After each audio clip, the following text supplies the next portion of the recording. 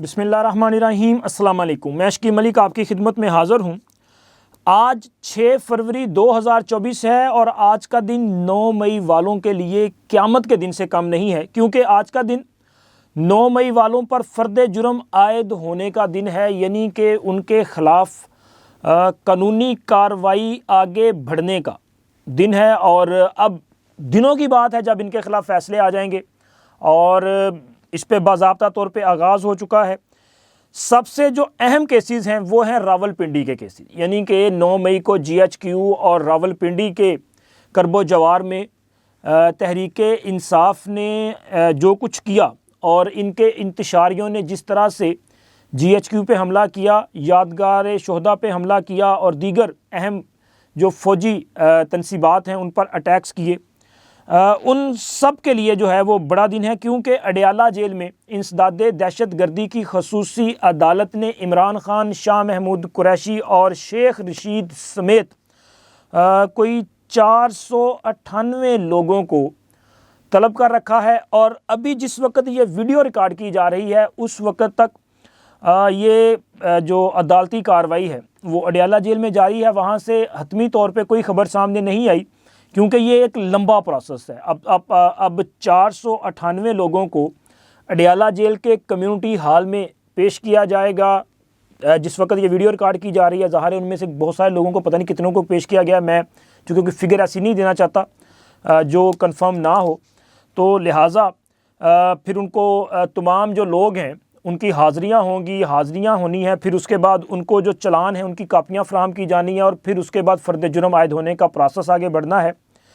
तो ये एक बड़ी ख़बर जो है वो अडयाला जेल से होगी। लेकिन 9 मई वाले जो हैं इनके ख़िलाफ़ शिकंजा टाइट हो चुका है, कार्रवाई बढ़ चुकी है, क्योंकि 9 मई को ये राहत बेकरी हमला केस में मुलव्वस तहरीक इंसाफ के 3 बड़े रहनुमा, जिनमें डॉक्टर यास्मीन राशिद, मियाँ महमूदुर रशीद और एजाज़ चौधरी, इन पर लाहौर की इंसदाद दहशत गर्दी की अदालत ने फ़र्द जुर्म आयद कर दिया है।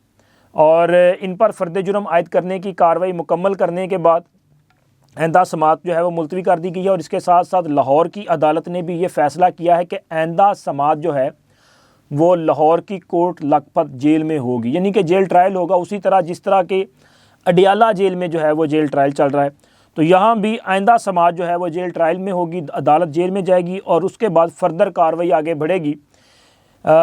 और इसी तरह जो दीगर केसेस हैं उन पर भी अब इसी स्पीड से काम जो है वो आगे बढ़ता हुआ दिखाई देगा, क्योंकि काफ़ी सारे जो मुकदमात हैं उनमें चलान अपने हतमी मराहल में दाखिल हो चुके हैं और जिसके बाद ये चलान जो हैं वो अदालतों में बाज़ के पेश किए जा चुके हैं, बाज़ के अभी जो है वो अगले चंद दिनों में पेश हो जाएंगे और इन पर जो है वो फ़र्द जुर्म आयद करने का सिलसिला जो है वो जारी रहेगा। जबकि अभी तक जो लोग गिरफ़्तार नहीं हुए उनके ख़िलाफ़ आपको पता है कि इश्तिहारी के तौर पर कार्रवाई का आगाज़ कर दिया गया है। मियाँ असलम इकबाल, हमाद अज़हर, मुराद सईद, आज़म सवाती, ज़ुबैर नियाज़ी और कई लोग हैं। एक लंबी लाइन है जिनको अदालतों की तरफ से इश्तिहारी करार दिया गया है और इनके ख़िलाफ़ अब जो ज़ाब्ते की कार्रवाई है उसका आगाज़ किया जा चुका है, यानी कि इनके अकाउंट जो हैं वो फ्रीज़ किए जाएंगे, इनकी जायदादें ज़ब्त की जाएंगी। प्रोसेस यानी कि आगे बढ़ता हुआ अब आपको जो है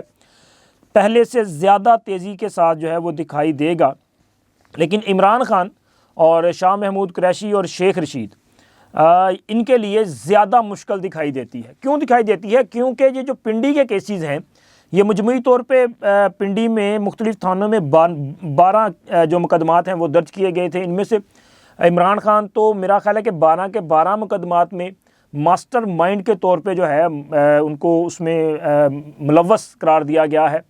और इसी तरह शाह महमूद कुरैशी और शेख रशीद बाज़ मुकदमात में शामिल हैं।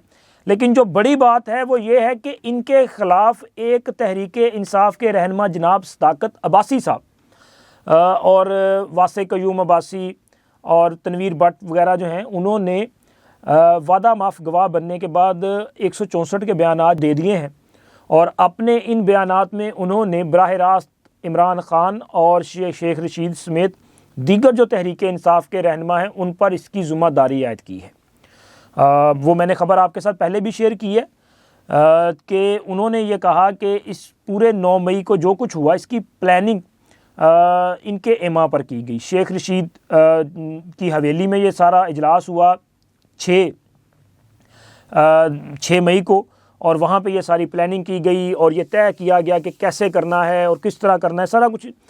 किस्सा मुख्तसर ये कि उन्होंने पूरे का पूरा मलबा जो है वो इन लोगों पे डाल दिया है, बिल्कुल उसी तरह जिस तरह साइफ़र केस में आज़म ख़ान ने वादा माफ़ गवाह बनने के बाद इमरान ख़ान पे पूरे का पूरा मलबा गिरा दिया था। और आज़म ख़ान की गवाही बड़ी अहमियत की हामिल थी, क्योंकि आज़म ख़ान उस मीटिंग का हिस्सा थे जिस मीटिंग में इमरान ख़ान ने साइफ़र के साथ खेलने का फ़ैसला किया था, और किस तरह उन्होंने खेला और फिर उस खेल का अंजाम जो हुआ वो अब आपके सामने है।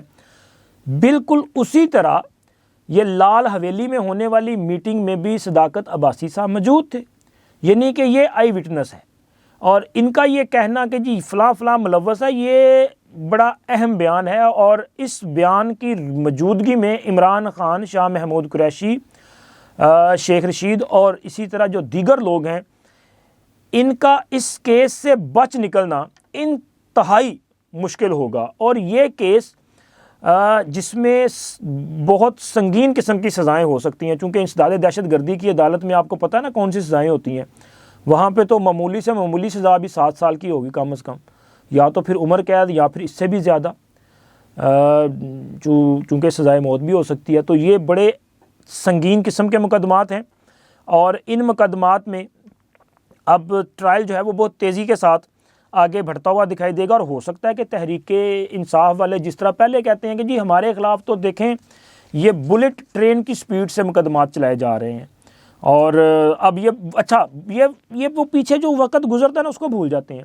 यानी कि साइफ़र केस में कितना वक्त इन्होंने ज़ाया किया, तोशाखाना में किस तरह डिले टैक्टिक्स यूज़ किए, इद्दत में निकाह वाला मामला कैसे। तो जब आप इस तरह की हरकतें करते हैं तो फिर बिलाखिर बाद में तो स्पीड पकड़नी पड़ती है ना। तो ये 9 मई में मैं समझता हूँ बड़ी तख़ीर हुई है, और इस तख़ीर की बड़ी बुनियादी वजह जो है वो हमारे जो तफ्तीशी अदारे हैं इनकी नेग्लिजेंसी भी है और प्रोसिक्यूशन की भी है सर, क्योंकि वो बेहतर प्रोसिक्यूशन नहीं की गई। तो ये डिले किया गया है, लिहाजा इतना डिले नहीं होना चाहिए था। खैर अब अगर ये किया जा रहा है तो अब ये तासुर उसी तरह उभरेगा कि जी इलेक्शन करीब आने पे इनके ख़िलाफ़ फ़ैसले जो है वो किए जा रहे हैं, चूँकि इन लोगों को इलेक्शन से आउट रखना है। इनमें से अगर कोई जीत भी गया तो उसके ख़िलाफ़ फ़ैसला आ जाएगा तो वो नाअहल हो जाएगा। तो ये सारी चीज़ें हैं। तो मेरा ख़्याल है कि हमारे जो ज़िम्मेदार अदारे हैं उनको बर वक्त कार्रवाई करनी चाहिए थी। खैर अब भी आपने कर दिया तो कम से कम इसको फिर ज़रा जल्द अज जल्द जो है वो कंप्लीट करें। अब यास्मीन राशिद साहबा या महमूद रशीद साहब ये इंतखाबात में अगर मौजूद हैं तो कल कला रिज़ल्ट आने के बाद अगर फ़ैसले आते हैं केसों के तो फिर क्या होगा। यानी कि अगर चांसेस तो कम है, लेकिन फिर भी आप इमेजिन कर लें कि यास्मीन राशिद अगर जीत जाती हैं, वैसे कोई चांस नहीं है, दूर दूर तक कोई चांस नहीं है। मियाँ नवाज शरीफ जो हैं वो भारी अक्सरियत से अपने हल्के में कामयाब होते हुए दिखाई दे रहे हैं, लेकिन आप इमेजिन करें कि शायद यास्मीन राशिद जीत जाएं और उनके जीतने के बाद उनके ख़िलाफ़ ये फ़ैसला आ जाए तो फिर पोजीशन क्या होगी। इसका मतलब है फिर तो वो किसी भी अवामी ओहदे के लिए नाअहल हो जाएंगी, तो उनकी नाअहली की सूरत में हल्का खाली हो जाएगा, तो फिर ज़मीनी इलेक्शन करवाने पड़ेंगे। तो लिहाजा ये फ़ैसले जो हैं वो पहले होने चाहिए थे। और इसके साथ साथ जनाब तहरीके इंसाफ ने अब उनको ख्याल आ गया है कि ये बल्ले का निशान जो इलेक्शन कमीशन ने उनसे वापस ले लिया था, ये ज़ाहिर है इलेक्शन कमीशन जो है वो निशान अलाट करता है, ये किसी को जो है वो अपना परमानेंट नहीं होता कि बस उसको निशान मिल गया तो उसकी जागीर होगी, नहीं। अगर आपने ये जो आपको सिंबल दिया जाता है, अगर आप चाहते हैं कि आइंदा भी इंतखाबात में यही सिंबल आपका हो तो फिर आपने एक जो कानूनी प्रोसेस है पॉलिटिकल पार्टी एक्ट के मुताबिक आपने उसको कंप्लीट करना है। यानी कि आपने इलेक्शन कमीशन की हदायत के मुताबिक अपने पार्टी आइन को मद्देनज़र रखते हुए अपने इंतखाबात करवाने हैं, इंट्रा पार्टी इलेक्शन करवाने हैं। अगर आप अपने आइन के मुताबिक इंट्रा पार्टी इलेक्शन करवाते हैं, बर वक्त इलेक्शन करवाते हैं, तो आपका वो जो सिंबल है, आपका इंतखाबी निशान है, वो आपको दोबारा अलाट कर दिया जाता है। तो यही प्रोसेस तमाम पॉलिटिकल पार्टीज़ करती हैं। जो नहीं करती उसका अंजाम जो है वो तहरीक इंसाफ जैसा होता है। तहरीक इंसाफ के ये जो सिंबल वापस लिया गया है ना, ये पहली बार नहीं हुआ। 2017 में भी इनसे ये इंतखाबी निशान वापस ले लिया गया था, क्योंकि उस वक्त भी इन्होंने इनके जो इंट्रा पार्टी इलेक्शन थे वो मुतनाज़ा करार पाए थे। लेकिन खैर मेरा ख्याल है कि उस वक्त ज़रा ताकतवर लोग जो हैं उन्होंने अपना असर और रसूख इस्तेमाल किया और इनके लिए सहूलतकारी हो गई। आज इनके इंट्रा पार्टी इंतखाबात का फ्रॉड जो है वो कामयाब नहीं हो सका, वो नहीं चल सका, तो लिहाजा इनका इंतखाबी निशान तो इनसे छीन लिया गया। अब इन्होंने ये जो 13 जनवरी का फ़ैसला है सुप्रीम कोर्ट ऑफ पाकिस्तान का, इस पर नज़रसानी की अपील दायर की है। और मज़े की बात यह है कि इस अपील को दायर करते हुए अदालत को रिश्वत लगाने की कोशिश भी की गई है। चूँकि जो कोर्ट फ़ीस होती है ना, वो आपने उसका एक जो अपना पे ऑर्डर होता है ना, वो आपने साथ लगाना होता है। इन्होंने क्या किया कि पे ऑर्डर नहीं था तो इन्होंने कैश ही दे दिया कि लो जी पैसे ही रख लो। तो उन्होंने कहा नहीं, ऐसे नहीं होगा। ये हफ्ते वाले दिन उन्होंने दायर करने की कोशिश की, लेकिन दायर नहीं होती। फिर उसके बाद बिलाखिर उन्होंने जो आज दोबारा ये दरख्वास्त जो है वो दायर कर दी। लेकिन मज़े की बात यह है कि इस दरख्वास्त में जो एतराज़ात किए गए हैं, मतलब कहा गया कि जी हमसे तहरीक इलेक्शन कमीशन ने जो है वो गैर जानबदारी का मुजाहरा किया है, बदनिश्ती पर मबनी फ़ैसला किया है, इंतखाबी निशान छीन लिया है। वो तमाम इसमें जो है वो इल्ज़ामात दोहराए गए हैं जो इससे पहले लगाए गए थे, फिर वापस भी लिए गए थे।